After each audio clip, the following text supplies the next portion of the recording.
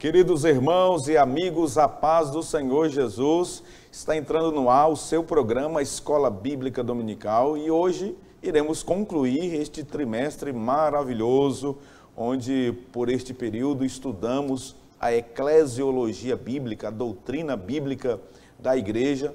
No programa de hoje nós iremos estudar a última lição, portanto, a lição 13ª com o tema O Poder de Deus na missão da igreja.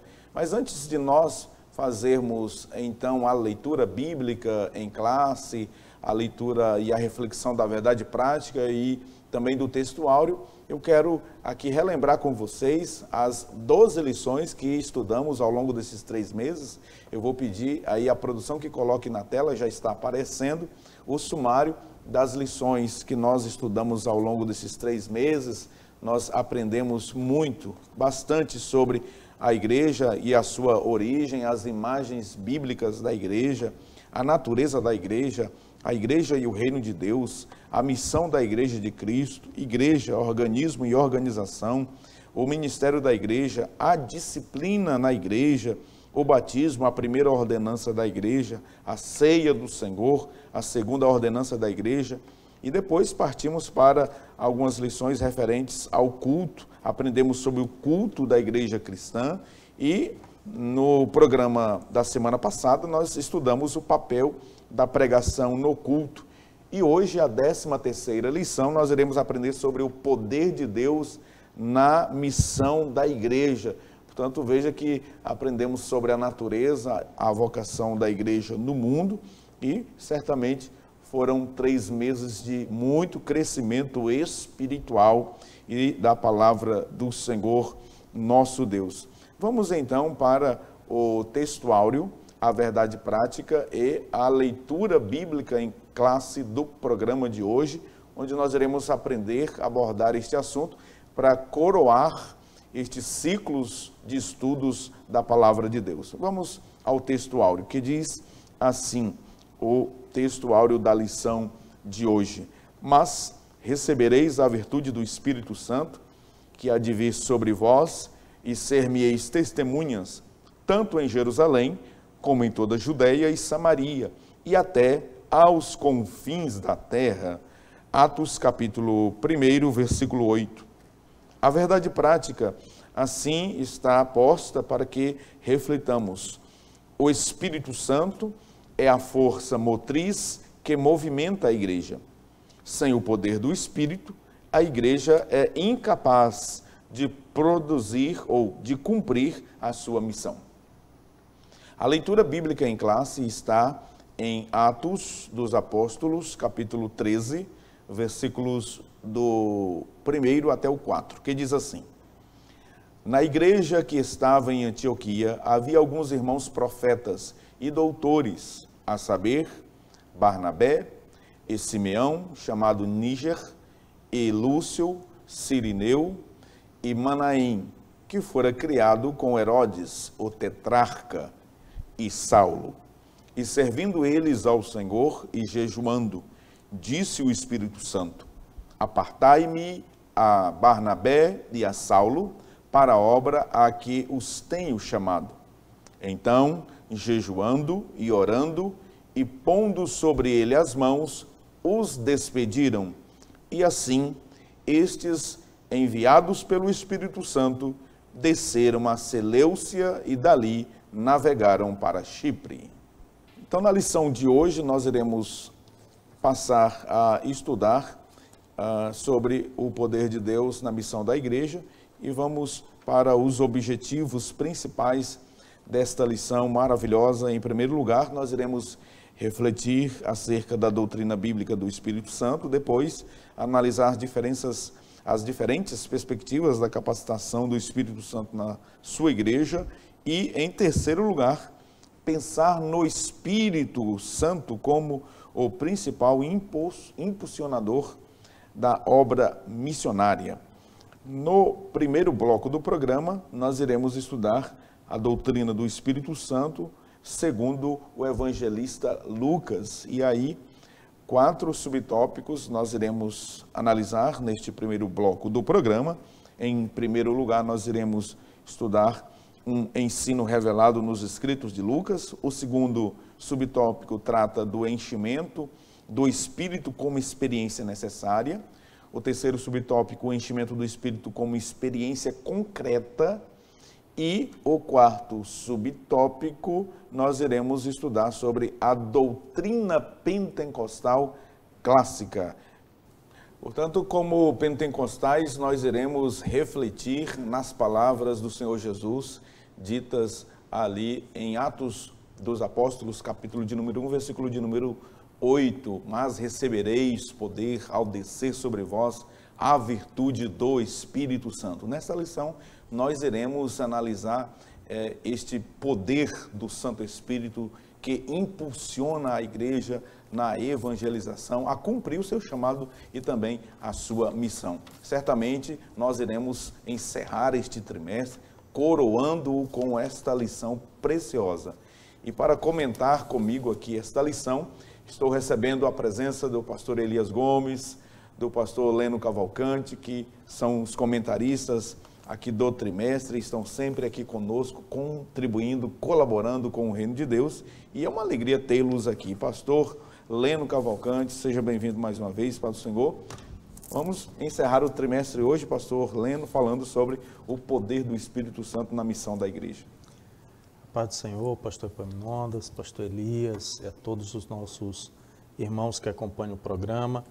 É realmente um fechamento com chave de ouro, uma lição muito preciosa, muito pertinente, tendo em vista que nós realizamos a obra do Senhor, mas não somos autossuficientes, somos dependentes. É verdade. Pastor Elias, Pai do Senhor, seja bem-vindo. Hoje nós vamos aí fazer uma relação entre paracletologia e eclesiologia para coroar o trimestre, pastor Elias. Com certeza, pastor Epaminondas, Pai do Senhor, pastor Leno e a todos os nossos irmãos que estão aí do outro lado da tela. É muito importante, eu creio que é um momento oportuno para nós confirmarmos, ratificarmos a importância, a relevância do Espírito Santo, à luz da Bíblia, para a movimentação da igreja, para a eficácia do dinamismo da igreja, para que a igreja alcance os resultados previamente estabelecidos pelo Senhor, aquilo para o qual ela foi designada para realizar uma missão, e é uma missão inevitável que deve ser realizada, mas será realizada no poder do Espírito Santo de Deus. Muito bem. Pastor Leno Cavalcante, dentre essas 12 lições, as 13 lições, né, que hoje nós iremos coroar, estudando a 13ª, nós aprendemos, e até fizemos uma breve leitura do sumário, nós aprendemos a eclesiologia desde a origem da igreja, passando, né, por todos aqueles temas que nós analisamos. Aqui eu gostaria que o pastor Leno, pelo menos 2 ou 3 lições daquelas que mais lhe chamaram a atenção e destacasse aqui dentre os temas que nós já estudamos.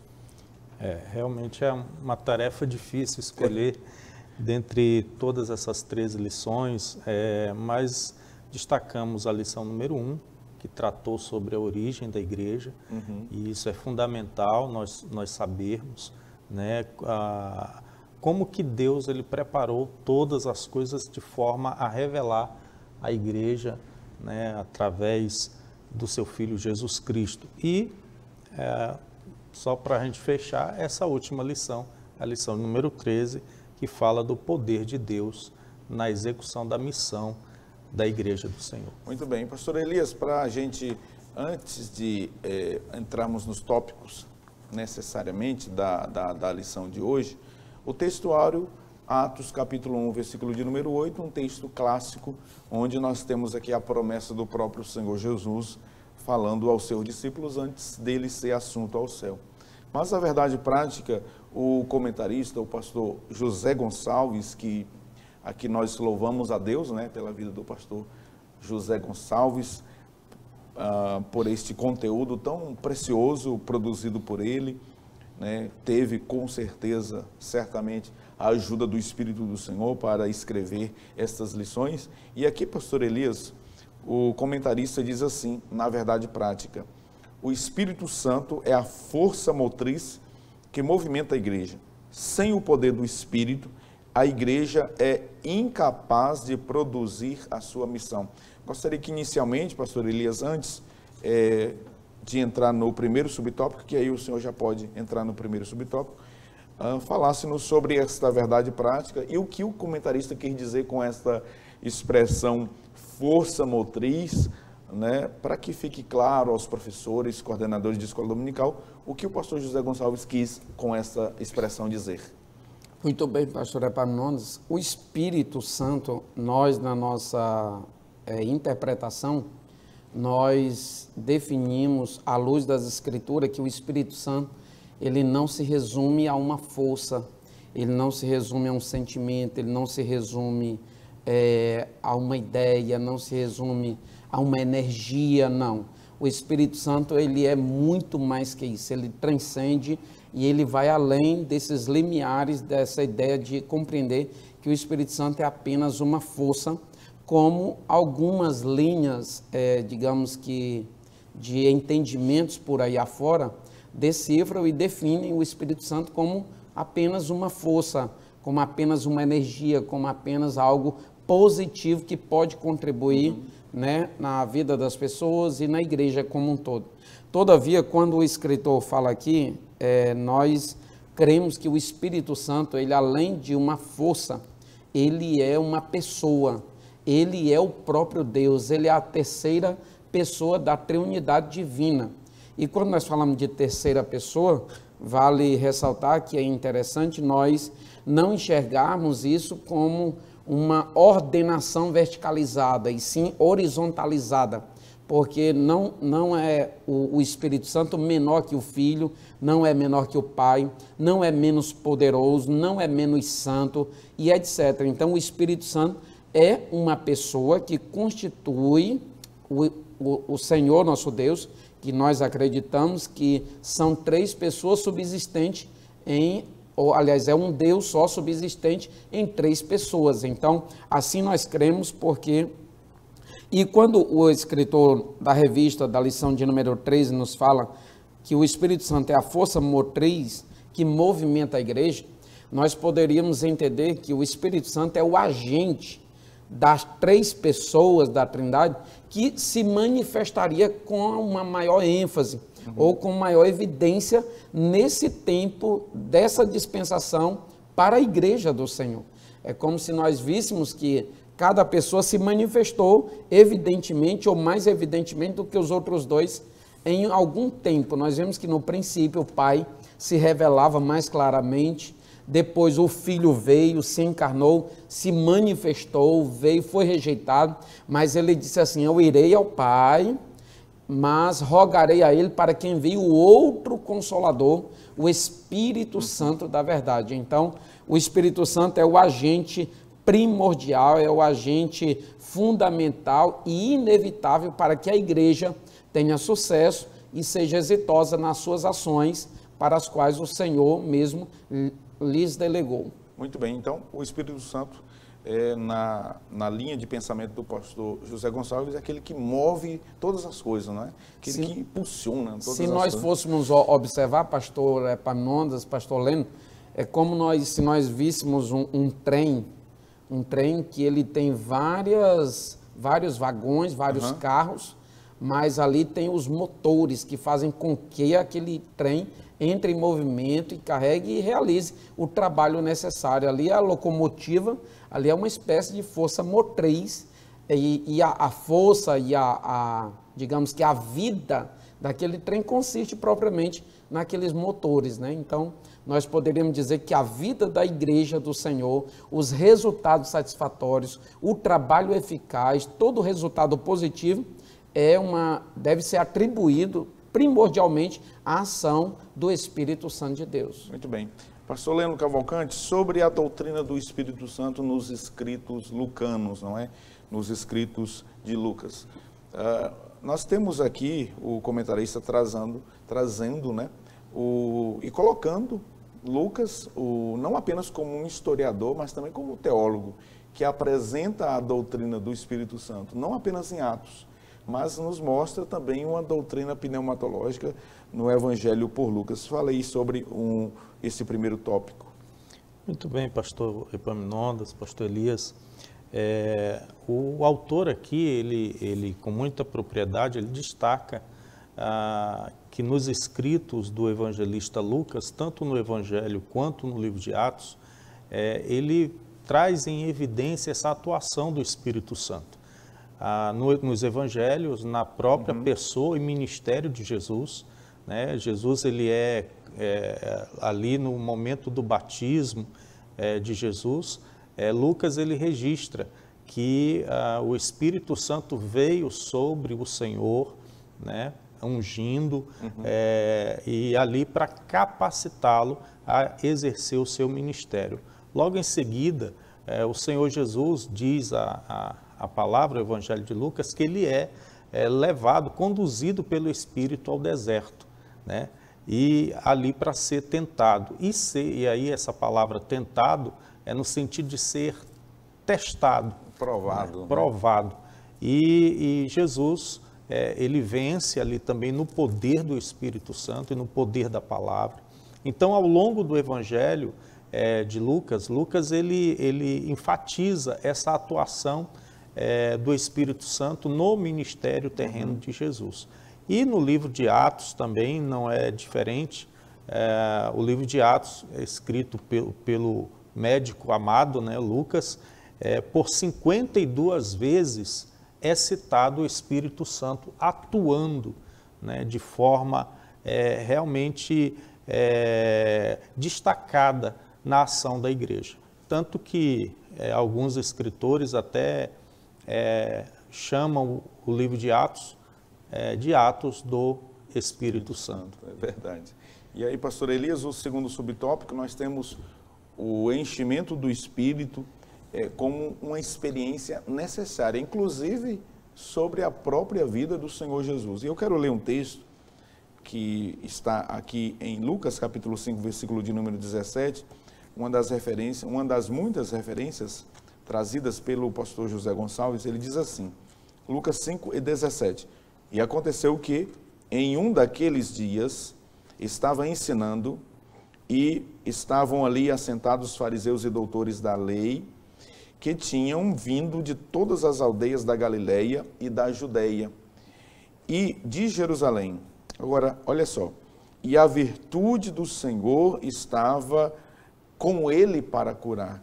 Veja que, pastor Elias, havia sobre a vida de Jesus, né, essa capacitação do Espírito Santo para então ele realizar a obra que ele realizara, e aqui fica demonstrado a necessidade dessa experiência pentecostal também na vida da igreja, como o comentarista aqui destaca. Com certeza, pastor Epaminondas.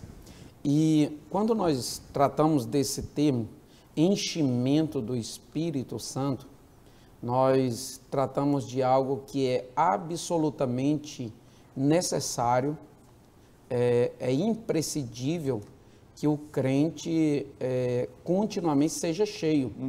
É absolutamente indispensável que o crente, na condição de integrante da Igreja do Senhor, ignore a necessidade de ser cheio do Espírito Santo de Deus. Porque ser cheio do Espírito Santo, neste caso, como uma manifestação experimental, não é uma opção, é uma obrigação para aqueles que querem ter resultados exitosos, aqueles que querem ter sucesso nas suas ações ministeriais, no cumprimento dos seus deveres na condição de igreja. E quando nós vemos aqui, Jesus é um dos exemplos clássicos, que Jesus não abria mão, claro, daquilo que fora profetizado pelo profeta Isaías, lá no capítulo 61, verso 1, e ele mesmo em Lucas capítulo 4, verso 18, vai fazer ênfase a essa manifestação do Espírito sobre a sua vida. Ele mesmo diz assim, o Espírito do Senhor é sobre mim, pois me ungiu para evangelizar os pobres, enviou-me a curar os quebrantados do coração, a apregoar liberdade aos cativos, a dar vista aos cegos, a pôr em liberdade os oprimidos e anunciar o ano aceitável do Senhor. É evidente que, sobre aquilo que nós ainda vamos tratar, que o enchimento do Espírito pode ser apresentado como batismo no Espírito Santo, aquilo que nós chamamos de revestimento de poder ou promessa do Pai, conforme está em Atos capítulo 1, nós vemos que o enchimento do Espírito Santo não se apresenta na vida de Jesus na condição de ele ser batizado no Espírito, até porque ele mesmo é o batizador e não tem auto-batizado, né? Não tem auto-batismo. Todos que são batizados têm que ser batizados por um outro, por um ser que é o batizador. Nós até entendemos que na estrutura do batismo tem que ter 3 elementos primordiais: o batizador, o batizando, que é o candidato, e o meio no qual o batizando ou o candidato é batizado.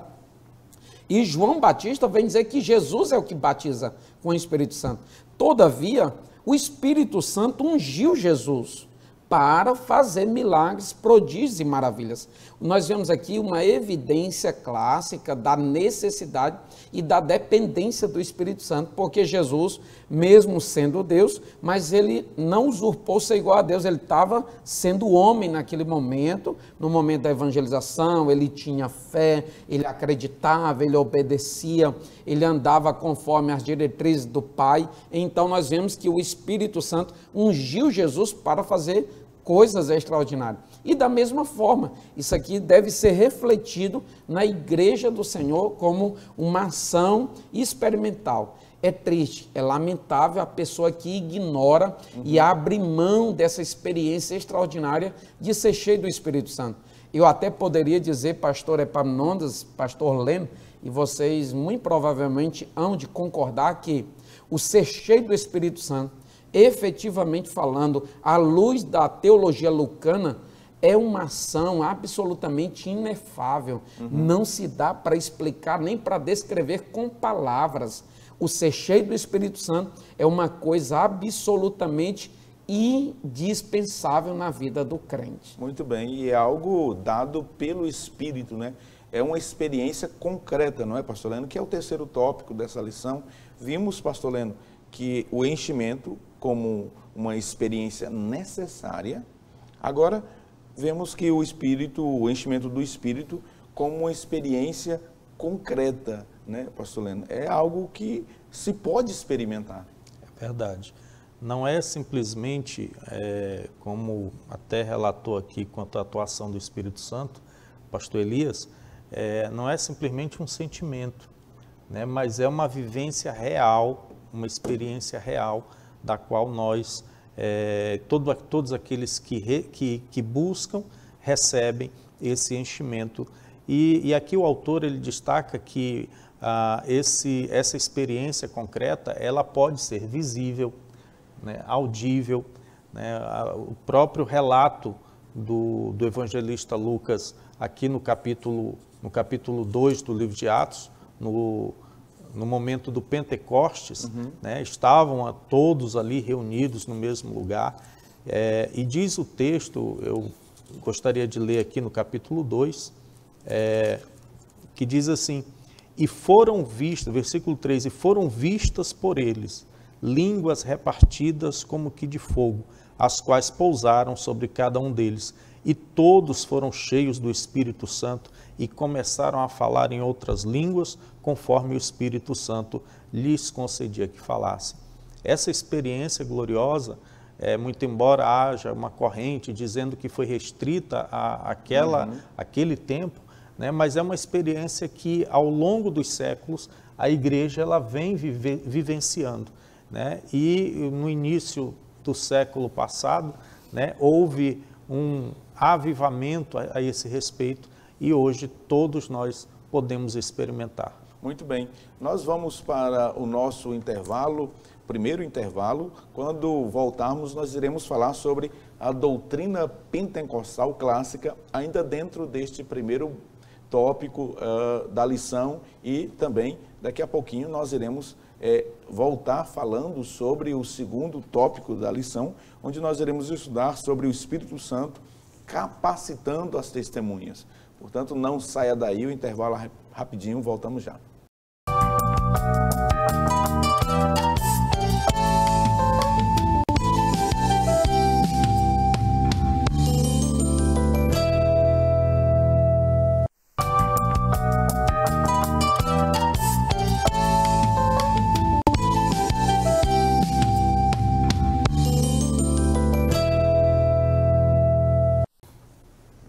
Estamos de volta com o programa Escola Bíblica Dominical, estudando hoje a última lição deste trimestre. Estamos, portanto, encerrando este ciclo de estudos sobre eclesiologia, doutrina bíblica da igreja. Obrigado por sua companhia, por sua audiência, você que está chegando agora, você que acessou o link do programa no YouTube, você que acessou também pela TV, aqui pela TV Kairos, canal 7.1. Muito obrigado por sua companhia, permaneça conosco. Nós iremos finalizar o primeiro tópico da lição, falando agora sobre a doutrina pentecostal clássica. Nós falamos sobre um ensino revelado nos escritos de Lucas, sobre o que Lucas escreveu tanto nos evangelhos quanto em Atos dos Apóstolos. Falamos sobre o enchimento do Espírito como uma experiência que é necessária, o enchimento do Espírito como uma experiência concreta. E agora, pastor Elias, nos fale sobre essa doutrina pentecostal clássica e o que o autor também quis aqui enfatizar com a expressão pentecostal clássica. Muito bem, pastor Epaminondas. Nós vemos que a igreja do Senhor, ela é pentecostal. Quando você observa no seu nascedouro, no seu início ali em Atos dos Apóstolos, porque nós cremos que o livro de Atos dos Apóstolos é um livro narrativo, mas também doutrinário. Doutrinário, porém, narrativo. E ele enfatiza com muita clareza essas características que evidenciam a igreja como pentecostal.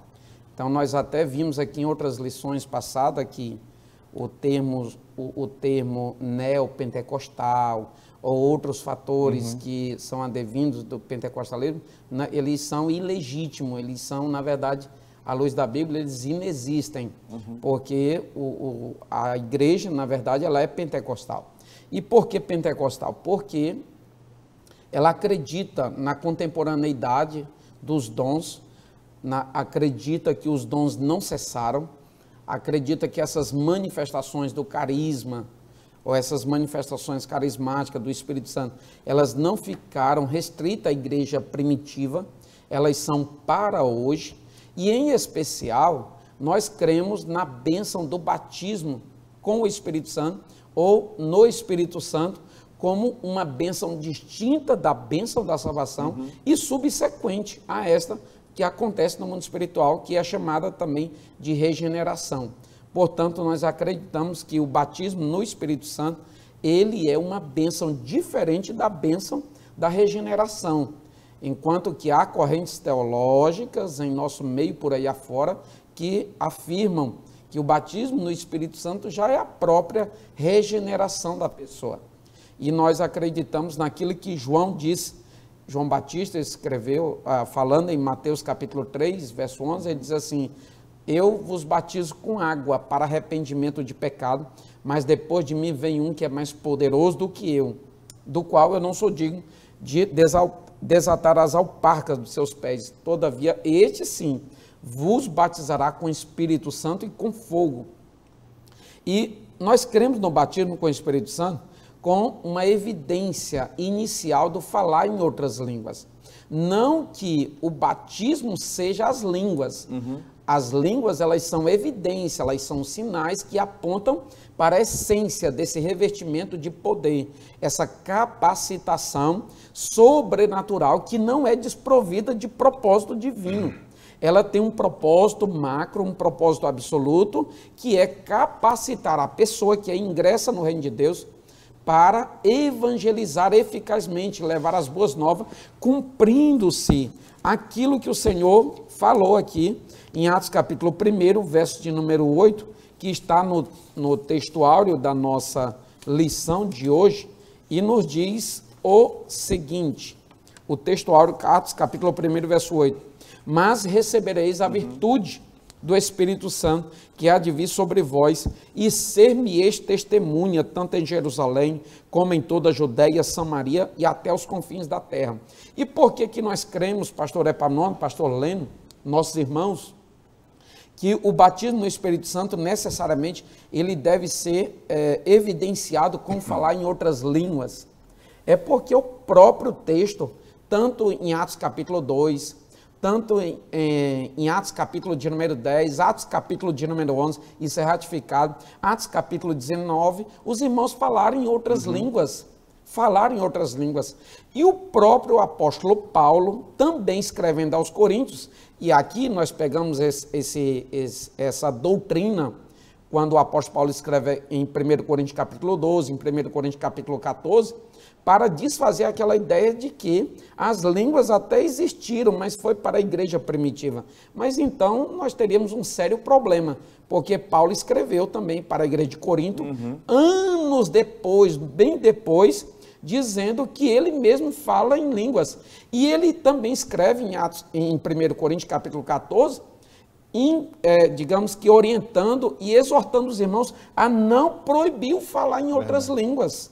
Então, as línguas, elas são atuais, elas são uma evidência física, visível, audível, digamos assim, externa, que apontam para o revestimento de poder. Então, nós, na condição de pentecostais clássicos, nós acreditamos que essas línguas, ela vem como um sinal que aponta de que a pessoa, de fato, foi revestida, foi capacitada sobrenaturalmente para pregar o evangelho, anunciar as boas novas, mas não de qualquer maneira, no poder e na ousadia do Espírito Santo de Deus. Maravilha, que bela descrição do que é ser pentecostal clássico. Vamos para o segundo tópico da nossa lição. Quero pedir à produção que coloque aí na tela o slide que contém o resumo do que nós iremos aprender no segundo tópico. Nós iremos falar sobre o Espírito Santo capacitando as testemunhas, e aí nós temos capacitando as testemunhas, depois pessoas simples capacitadas pelo Espírito, e depois capacitando a igreja. Pastor Leno Cavalcante, a gente percebe naturalmente ali no livro de Atos dos Apóstolos, né, essa capacitação sobre pessoas, sobre a liderança, os apóstolos que falaram ali, movidos, né, pelo poder do Espírito Santo. É verdade, pastor Epaminondas, o Espírito Santo faz toda a diferença, né?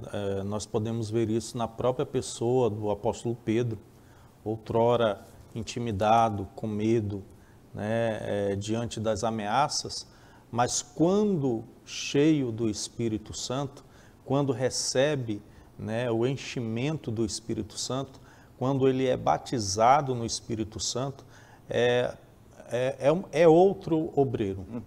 Né? Ele toma a palavra em meio ali ao derramamento do Espírito Santo e ele ousadamente, com autoridade, baseado na palavra de Deus, ele então prega aquela mensagem pentecostal, né, a respeito do propósito daquele movimento que o Espírito Santo estava realizando, e é um exemplo de como o Espírito ele capacita a liderança da igreja para que possa exercer o serviço ao Senhor. Quando o pastor Elias estava aqui descrevendo, né, essa doutrina pentecostal clássica, eu me lembro de Atos capítulo 2, versículo 39, quando nessa mensagem que Pedro prega, ele diz assim, porque a promessa vos diz respeito a vós, a vossos filhos e a todos os que estão longe, e ele conclui dizendo, a tantos quantos Deus, nosso Senhor, chamar. E aí nós estamos incluídos aqui também porque fomos chamados por esse Deus poderoso e Ele nos dá, através do Espírito Santo, a capacidade para fazermos a sua obra. Agora, pastor Leno, pastor Elias, fica também claro pelo livro de Atos dos Apóstolos que o Espírito Santo, além de usar pessoas notáveis, né, como os apóstolos, o apóstolo Paulo, Pedro e os demais, o Espírito Santo também capacita pessoas comuns. Ou seja, pastor Elias, o Espírito Santo não tem uma classe privilegiada de pessoas para usar, pastor Elias. Exatamente. E isso talvez seja a beleza, uma das maiores belezas de tudo isso, porque o Espírito Santo, ele quer se manifestar e ele quer usar quem quer que se deixe ser usado por ele. Nós vemos aqui o pastor Epaminondas falando que o Espírito Santo ele se manifestou, conforme o segundo subtópico aqui da nossa lição, pessoas simples. Nós vemos que no início da igreja, como a igreja estava em um crescimento expansivo, em um crescimento exponencial, por assim dizer, surgiu aqueles problemas, daí surgiu a necessidade de separar algumas pessoas para exercerem determinados serviços na igreja. Os diáconos fariam isso, e para isso eles foram chamados, pessoas anônimas, pessoas desconhecidas, pessoas que não eram ainda integrantes do ministério. E o Senhor lhes chama para ser diácono. E diácono é proveniente dos operetas, daquele que está lá embaixo, aquele que é anônimo, aquele que não é vista, e aquele que está associado ao serviço. Né? Porque a palavra diácono, de diaconia, vem de serviço, vem de servo propriamente. E dentre esses que foram selecionados, nós vimos que tinha Estevão e Filipe, que foram, digamos que, eminentes diáconos na presença de Deus, do ponto de vista ministerial e espiritual. Mas também nós vemos Ananias, aquele Ananias lá de Damasco, que temeu, claro, a orientação do Senhor para ir lá na casa de Judas, orar por alguém nada mais, nada menos que o tão renomado Saulo de Tarso, o temido Saulo de Tarso, aquele que era uma espécie de touro indomável, uma espécie de uma fera que não se poderia chegar perto. Era sobre esse que o Ananias deveria estender as mãos, e foi assim designado por Deus. Por esta razão ele temeu, tanto que ele mesmo fala sobre a fama. Mas quando ele ouviu a voz do Senhor, ele recebeu com certeza a capacitação do Espírito Santo de Deus, e agora ele vai orar por aquele que futuramente seria o maior apóstolo, por assim dizer, de todos os tempos da igreja. Então, nós vemos que o Estevão e Filipe, Estevão foi tremendamente usado por Deus, e a quem atribuir essas manifestações sobrenaturais na vida de uma pessoa absolutamente dotada de limitações, de falibilidade, de fraquejos, como Estevão. Todavia, havia um poder sobrenatural sobre a vida dele, havia uma capacitação divina, e nós não devemos atribuir a ninguém senão ao próprio Espírito Santo essas ações pelas quais o Senhor fazia, né? Ou usava Filipe para fazer. Nós vemos em Atos, usava Estevão para fazer. Atos, capítulo de número 6, pastor Epaminondas, verso de número 8, diz assim: e Estevão, cheio de fé, de poder, fazia prodígios e grandes sinais entre o povo. E com isso aqui, ganhavam-se uma notoriedade que repercutia em efeitos positivos para o crescimento da própria igreja do Senhor. A outra referência nós vemos em Atos capítulo de número 8, verso de número 6, falando de Filipe, o homem que foi pregar lá naquela ocasião para o eunuco, quando foi direcionado pelo próprio Espírito Santo para ir no caminho de Gaza. E em Atos capítulo de número 8, verso de número 6, diz assim: e as multidões unanimemente prestavam atenção ao que Filipe dizia, porque ouviam e viam os sinais que ele fazia.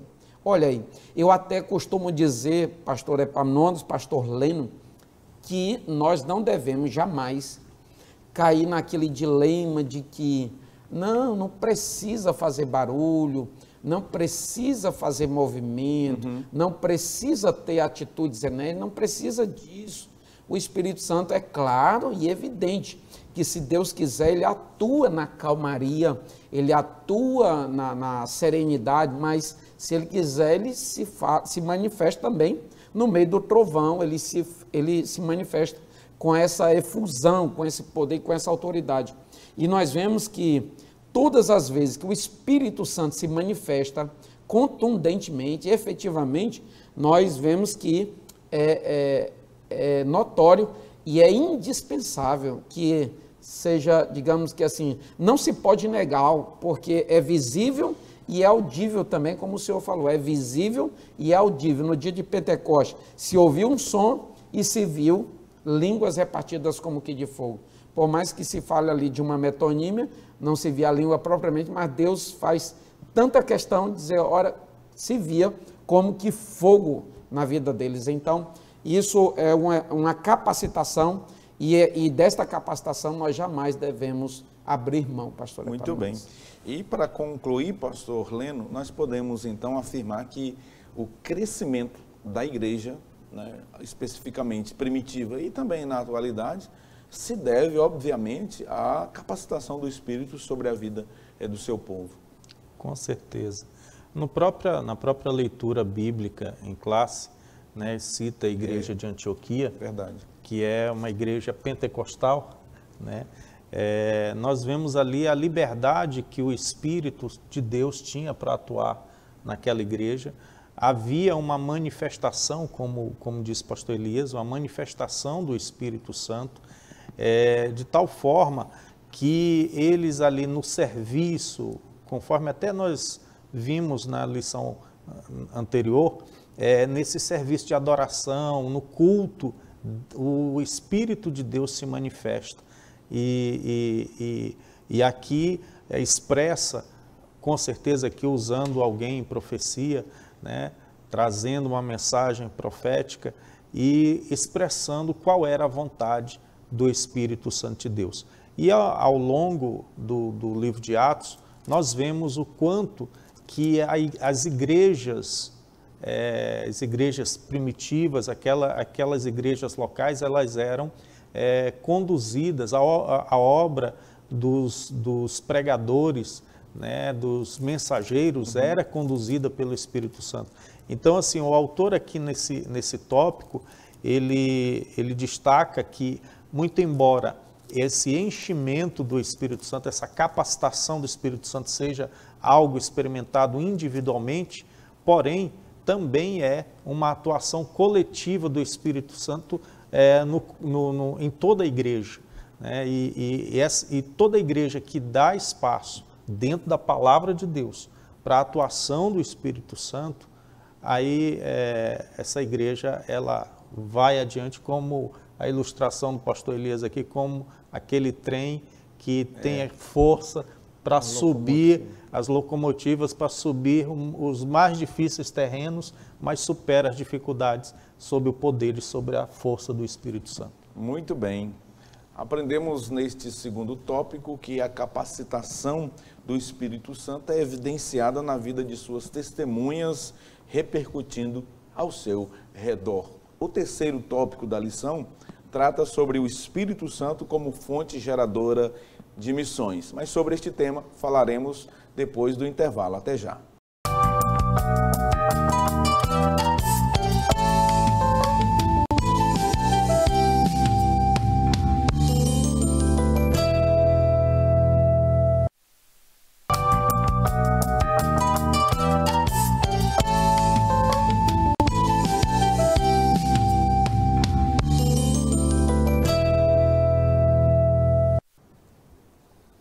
Voltamos com o programa Escola Bíblica Dominical para o terceiro e último bloco do programa.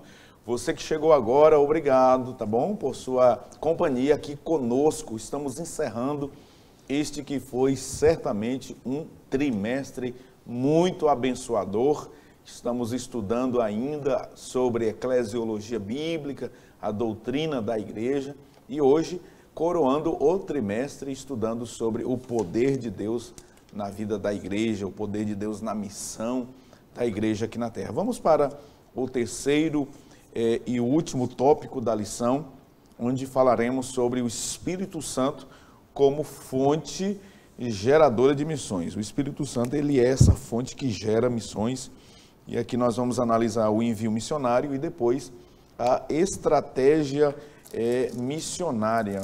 Pastor Elias Gomes, vamos falar sobre o Espírito Santo como fonte geradora de missões, né?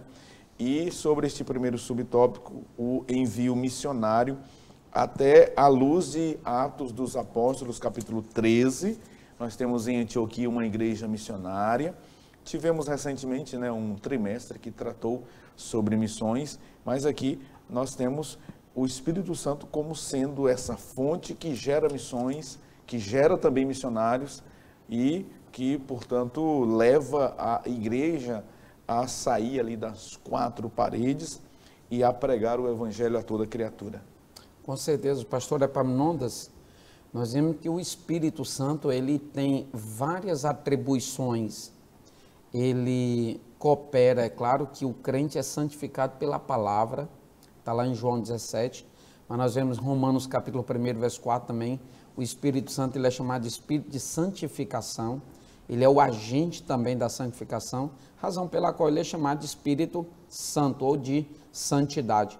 Mas além de santificar, além de direcionar, conforme Romanos 8 e 14, conforme João 16 e 13, nós vemos que o Espírito Santo, ele é missiológico também.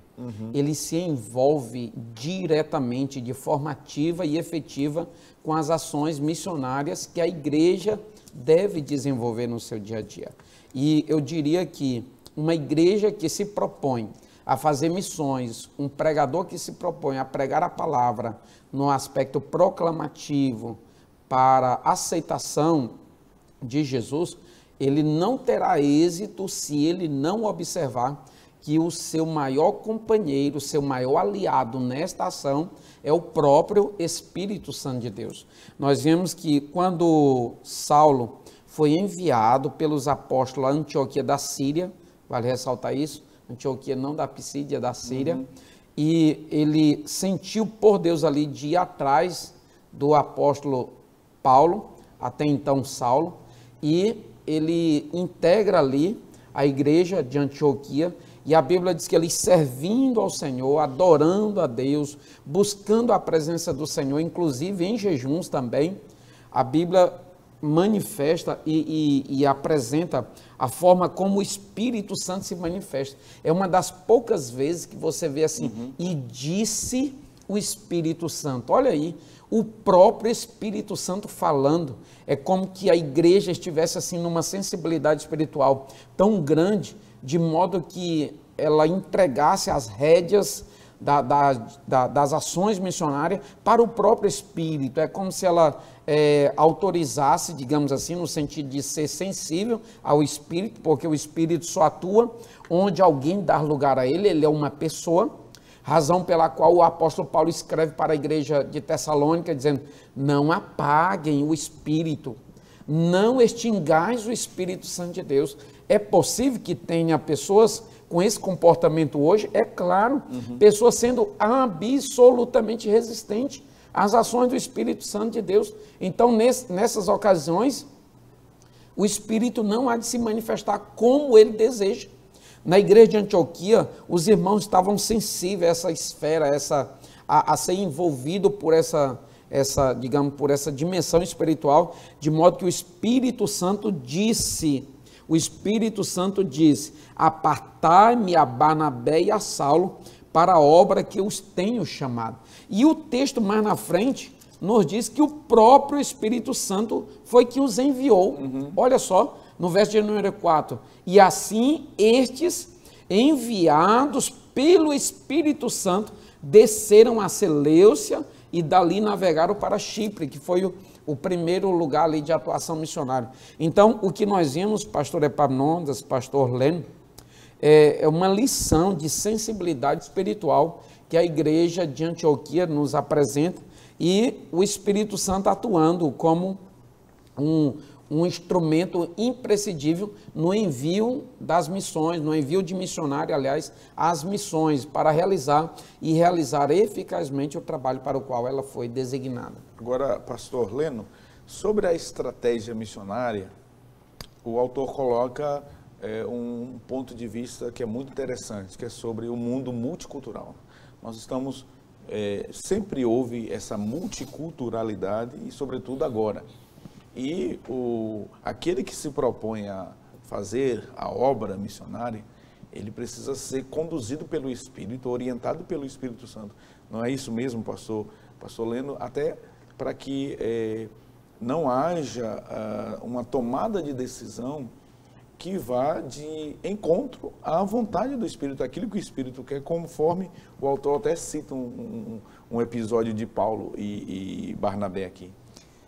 É maravilhoso a gente ver a história da igreja através do livro de Atos, do registro, que Lucas até diz de forma minuciosa, né? Ele procurou escrever e logicamente inspirado pelo Espírito de Deus, mas a melhor estratégia missionária ou evangelística é aquela dirigida pelo Espírito Santo. Eu costumo dizer que para cada igreja local, o Senhor ele tem uma estratégia específica para aquele lugar, para aquela cidade, para aquele bairro, e é sempre a melhor estratégia. Agora, cabe a nós que fazemos a obra de Deus estarmos sujeitos a buscar essa estratégia em Deus. Quando nós vemos lá no princípio a própria promessa do revestimento de poder, em que o Senhor Jesus ele instrui os seus discípulos a que esperassem, a que ficassem em Jerusalém até que fossem revestidos de poder.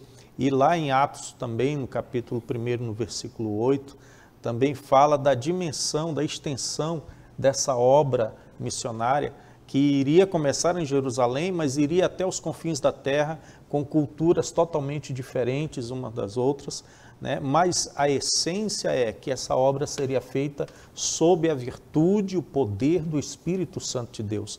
E é interessante que aqui na igreja de Antioquia, no qual nós estamos vendo aqui também, o Espírito Santo ele tinha a estratégia. É interessante que Paulo e Barnabé, ou Barnabé e Paulo, eles tiveram uma primeira experiência de uma viagem juntos até a cidade de Jerusalém, que era para levar assistência social, que era para levar alimentos para os irmãos lá de Jerusalém que estavam passando necessidade. E quando eles retornam de lá, né, o Espírito Santo fala com a igreja e diz: é a hora de agora vocês irem, né, para realizar a obra que eu os tenho chamado. E aqui o autor, ele cita também, né, o momento em que Barnabé e Saulo, eles intentam, eles planejam, né, ir tomar uma direção diferente. Em Atos, no capítulo 16, né, no versículo 6 em diante, diz assim: e passando pela Frígia e pela província da Galácia, foram impedidos pelo Espírito Santo de anunciar a palavra na Ásia. E quando chegaram a Mísia, intentavam ir para a Bitínia, mas o Espírito de Jesus não lhe permitiu.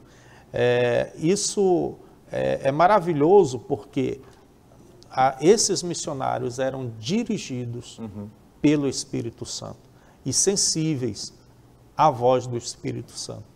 E isso é de grande importância para nós hoje, tendo em vista a sociedade que nós vivemos e, de certa forma, as diversas estratégias modernas de evangelização e de obra missionária que existem, né? Os recursos que existem hoje da modernidade de comunicação, de divulgação do Evangelho, mas tudo isso, todos os recursos que a igreja dispõe nas mais diversos lugares do mundo, nada disso é suficiente se não for a direção, o poder do Espírito Santo de Deus. Que maravilha, que bênção. Não basta, portanto, então, o desejo de fazer a obra. É preciso buscar a orientação do Espírito, saber o que o Espírito quer, quando e como ele quer fazer e dirigir aqueles que irão. Maravilhoso. Que bênção. Nós, então, vamos chegar agora à conclusão deste programa e o pastor José Gonçalves, ele encerra o trimestre da seguinte maneira, dizendo: encerramos esta lição e, consequentemente, este trimestre, mostrando que o Pentecostes faz toda a diferença no cumprimento da vocação missionária da igreja. Sem a ação do Espírito Santo, a igreja local está desabilitada para cumprir sua missão. O Espírito Santo é a força motriz do corpo de Cristo em sua dimensão local. Sem o Espírito Santo, a igreja não vai a lugar nenhum. Assim nós concluímos este trimestre maravilhoso, onde nós aprendemos muito do Senhor e certamente a Igreja de Cristo no Brasil e no mundo cresceu muito em conhecimento e ficamos aqui apenas com um pouquinho de saudade de tudo que nós ouvimos, aprendemos em classe, né, com o professor de escola dominical, aqui também na programação. Nós louvamos a Deus pela vida de todos os professores e professoras de escola bíblica dominical que atuam, né, todos os domingos pela manhã ministrando a palavra do Senhor, tanto na classe de adultos, classe de jovens, adolescentes e de crianças principalmente. Que Deus abençoe a vida de vocês, de cada um, a recompensa, a galardão do Senhor para vossas vidas. E eu já estou aqui com a revista do próximo trimestre em mãos. Quero convidar você, na próxima semana, nós já vamos iniciar os estudos do novo trimestre, onde iremos abordar a carreira que nos está proposta, o caminho da salvação, santidade e perseverança para chegar ao céu, comentada pelo pastor Osiel Gomes. Pastor Elias, quais as expectativas para este novo trimestre, que certamente será uma bênção, tal como este que nós estamos encerrando? A nossa expectativa com relação ao novo trimestre, pastor Epaminondas, é a das melhores, uma vez que nós traremos à tona, à baila de discussão, assuntos que diz respeito ao objetivo final da carreira do crente, né? Ao objetivo maior, que é chegar nos céus, onde mora o nosso Senhor e Salvador Jesus Cristo. Então, esse caminho que deve ser trilhado pelo crente, o caminho da salvação, ele será descrito, né, durante esse trimestre, e certamente nós veremos assuntos dentro de outros assuntos que são absolutamente, digamos que indispensáveis para o bom entendimento sobre como o cristão deve se portar. Maravilha, capa linda, pastor Leno. E a primeira lição é o início da caminhada. A última lição é a cidade celestial. Então nós vamos fazer toda uma jornada. Pastor Leno, quais são também as suas expectativas para esse trimestre, pastor Leno? Realmente são as melhores, porque essa lição, como falou o pastor Elias, ela vai abordar toda essa jornada do cristão e vai ser, com certeza, de grande edificação para a nossa vida, para a vida de cada aluno. E a gente até deixa aqui também uma palavra de incentivo e motivação de que os nossos irmãos, nessa lição em particular, nesse trimestre, ele tem uma temática que pode ser até utilizada na evangelização. Então, convidar pessoas para a escola dominical que ainda não são evangélicas, que ainda não conhecem essa fé, sobre como trilhar. Quantas pessoas hoje em dia estão perdidas, né, na sua caminhada e precisam de orientação que está na palavra de Deus. Que maravilha! Assim você tem um encontro marcado conosco em mais um trimestre, onde por 3 meses estaremos estudando este tema maravilhoso. A partir da próxima semana, você tem um encontro marcado conosco aqui no programa Escola Dominical, onde nós daremos sequência, né, no estudo da Palavra de Deus a partir desta revista da CPAD, a Casa Publicadora das Assembleias de Deus no Brasil, onde partiremos para uma nova jornada de estudos. Obrigado por sua audiência, por sua companhia. Você que está conosco até este momento, continue na sequência da programação da TV Kairos.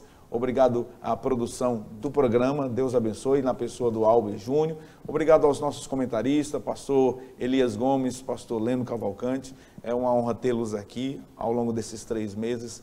Vocês certamente foram usados pelo Senhor e contribuíram para o crescimento da obra de Deus e também para o nosso crescimento espiritual. A minha oração é que o Senhor os abençoe e os recompense hoje e no porvir com a eternidade em peso de glória. Também agradecemos ao nosso pastor Salles, pastor presidente da nossa igreja, que sempre digo, nos dá total liberdade para realizarmos este programa. Que o Senhor abençoe a sua vida, a sua família, o seu ministério aqui na cidade de Marabá. Nós vamos encerrar o programa de hoje orando ao Senhor e eu vou pedir ao pastor Leno Cavalcante que nos despeça em oração. Querido Deus, nós queremos aqui te agradecer por mais um trimestre que nós estamos concluindo de aprendizado da Tua Palavra. Ó Deus, de entendermos o que é ser igreja e da importância, Senhor, da Tua noiva. Ó Deus amado, pedimos a Ti que o Senhor continue abençoando a cada escola dominical, a cada professor, coordenador, a todos que fazem esta escola. Abençoa, Senhor, pastor Epaminondas, pastor Elias, ó Deus amado, neste programa que tem edificado muitas vidas. Abençoa a direção desta TV, pastor Salles e a sua família. Assim nós te pedimos e te agradecemos no nome de Jesus.